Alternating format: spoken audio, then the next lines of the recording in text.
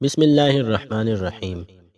حضرت انس بن مالک رضی اللہ عنہ فرماتے ہیں کہ ایک دفعہ کا ذکر ہے کہ رسول اللہ صلی اللہ علیہ وسلم بیٹھے ہوئے تھے۔ ہم نے آپ کو دیکھا، آپ ہنس رہے تھے، حتیٰ کہ آپ کے دانت مبارک ظاہر ہوئے۔ حضرت عمر رضی اللہ عنہ نے عرض کیا، یا رسول اللہ، میرے ماں باپ آپ پر قربان ہو جائے، آپ کے ہنسنے کی وجہ کیا ہے؟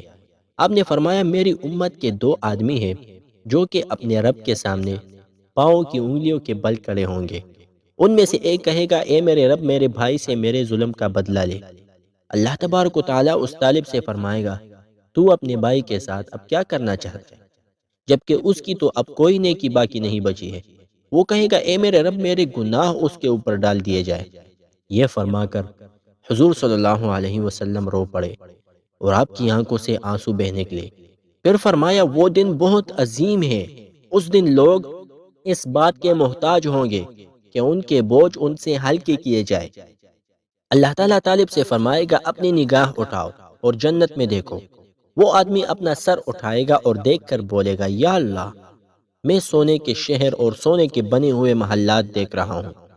وہ محلات کس نبی کے ہیں، یا کس صدیق کے ہیں، یا کسی شہید کے ہیں؟ اللہ تعالیٰ فرمائے گا، یہ اس کے لیے ہے جس نے ثمن خرچ کیا۔ وہ کہے گا، یا اللہ، اس کا کون مالک ہے؟ اللہ تعالیٰ فرمائے گا، تم بھی اس کے مالک بن سکتے ہو۔ وہ پوچھے گا، یا اللہ، وہ کیسے؟ اللہ تعالیٰ فرمائے گا، اپنے بھائی کو معاف کر کے۔ وہ کہے گا، یا اللہ، میں نے اس کو معاف کر دیا۔ اللہ تعالیٰ فرمائے گا، اپنے بھائی کے ہاتھ کو پکڑ کر اس کو جنت میں لے جاؤ۔ اس موقع پر رسول اللہ صلی اللہ علیہ وسلم نے فرمایا، اللہ تعالیٰ سے ڈرتے رہو اور اپنے درمیان صلح رکھو، کیونکہ اللہ تعالیٰ مسلمانوں کے درمیان صلح چاہتا ہے۔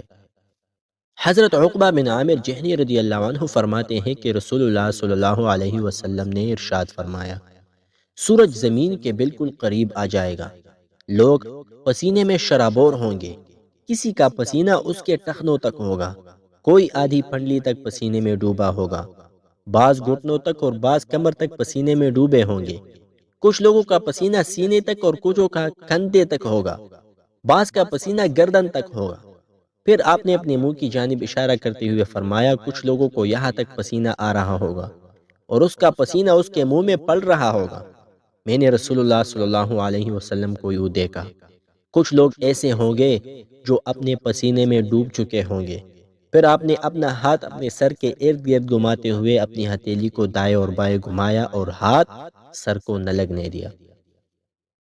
حضرت ابو سعید خدری رضی اللہ عنہ فرماتے ہیں کہ نبی اکرم صلی اللہ علیہ وسلم نے ارشاد فرمایا، پل صراط سے گزرنے کے بعد ایک مقام پر جنتیوں کو روک لیا جائے گا اور دنیا میں کیے گئے ظلم و زیادتی کا بدلہ دلوایا جائے گا۔ جب سب لوگ پاک صاف ہو جائیں گے تب ان کو جنت میں جانے کی اجازت ملے گی، اور ہر جنتی جنت میں اپنے مقام کو اس سے بھی زیادہ پہچانتا ہوگا جتنا دنیا میں وہ اپنے گھر کو پہچانتا ہے۔ حضرت قتادہ فرماتے ہیں، حضرت ابو عبیدہ بن عبداللہ بن مسعود نے فرمایا، ان کو اس بات سے تشبیہ دی جا سکتی ہے جیسا کہ کچھ لوگ جمعہ پڑھنے گئے ہو اور وہ جمعہ پڑھ کر اب واپس آ گئے ہو، اتنی دیر میں کوئی شخص اپنا گھر تو بھول نہیں جاتا۔ حضرت زبیر رضی اللہ عنہما فرماتے ہیں، جب یہ آیت اور یہ سورت رسول اللہ صلی اللہ علیہ وسلم پر نازل ہوئی، انک میت و انہم میتون ثم انکم یوم القیامت عند ربکم تختصمون، سورہ زمر آیت 31۔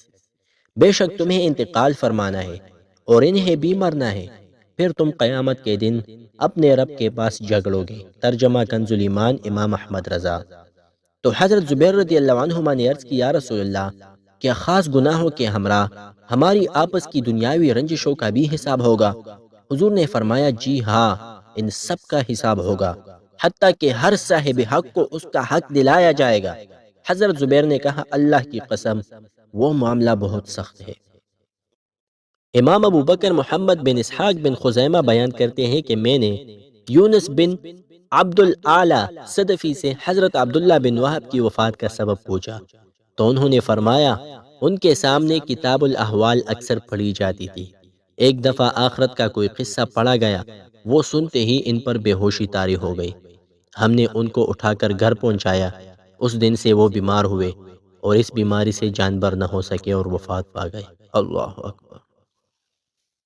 حضرت حذیفہ رضی اللہ عنہ فرماتے ہیں کہ رسول اللہ صلی اللہ علیہ وسلم نے ارشاد فرمایا، قیامت کے دن میں تمام لوگوں کا سردار ہوں گا، میرا رب مجھے بلائے گا، میں جواباً کہوں گا میں حاضر ہوں، اور نیک بختی تیرے ہاتھ میں ہے، تو ہی برکت والا ہے، میں حاضر ہوں، اور ہدایت یافتہ وہی ہے جس کو تو ہدایت دے، اور تیرا بندہ تیرے سامنے حاضر ہے، کوئی نجات کی جگہ اور کوئی پناہ گاہ تیرے سوا کوئی نہیں ہے، تو ہی برکت والا ہے، اے بیت اللہ کے رب۔ اور آپ نے فرمایا، کسی پاک دامنہ پر تہمت لگانے سے 1 سال کے نیک اعمال برباد ہو جاتے ہیں۔ امام مسلم نے اس حدیث کو شاہد کے طور پر نقل کیا ہے۔ ابو عثمان نہدی رضی اللہ عنہ فرماتے ہیں کہ نبی اکرم صلی اللہ علیہ وسلم نے ارشاد فرمایا، قیامت کے دن آدمی کا صحیفہ اٹھایا جائے گا، انسان کا کیا ہوا ہر ظلم اس وقت تک اس کے تعاقب میں رہے گا جب تک کہ اس کے نامہ اعمال میں ایک بھی نیکی باقی ہوگی۔ پھر جب لوگوں کو دینے کے لیے نیکیاں ختم ہو جائے گی تو لوگوں کے گناہ اس کے نامہ اعمال میں ڈالے جانے لگیں گے۔ اللہ اکبر۔ حضرت جابر بن عبداللہ رضی اللہ عنہما مجھے ایک صحابی کے حوالے سے قصاص کے بارے میں ایک حدیث معلوم ہوئے ہے جو کہ میں نے خود ان سے نہیں سنی تھی۔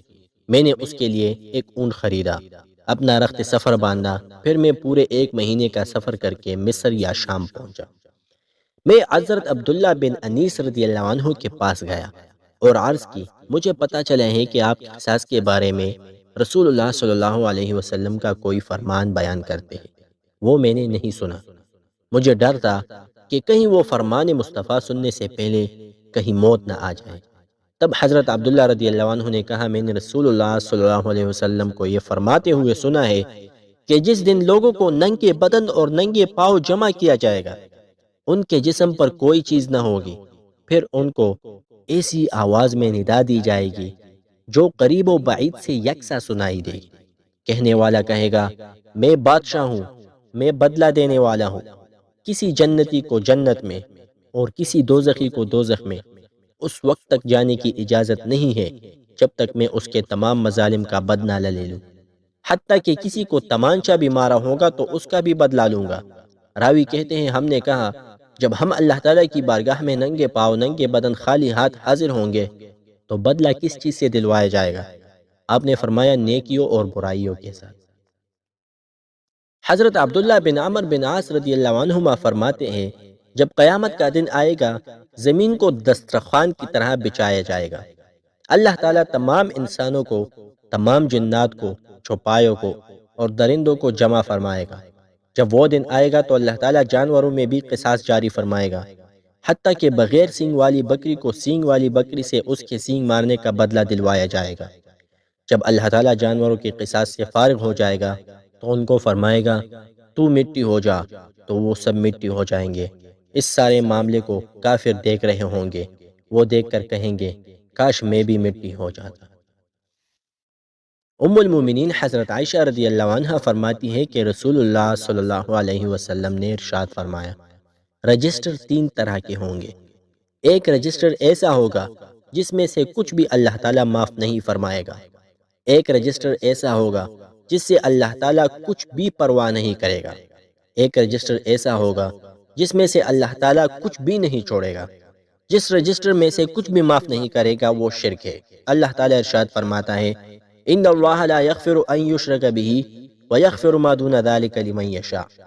بے شک اللہ اسے نہیں بخشتا کہ اس کے ساتھ کفر کیا جائے، اور کفر سے نیچے جو کچھ ہے جسے چاہے معاف فرما دیتا ہے۔ ترجمہ کنز الایمان امام احمد رضا۔ اور وہ رجسٹر جس کی اللہ تعالیٰ کچھ بھی پرواہ نہیں کرتا، یہ بندے کا اپنی ذات پر کیا ہوا وہ ظلم ہے جو صرف اس کے اور اس کے رب کے درمیان ہے۔ اور وہ رجسٹر جس میں سے کچھ بھی اللہ تعالیٰ نہیں چھوڑے گا، وہ بندوں کے ایک دوسرے پر کیے ہوئے ظلم ہے، ان کا قصاص لازمی ہوگا۔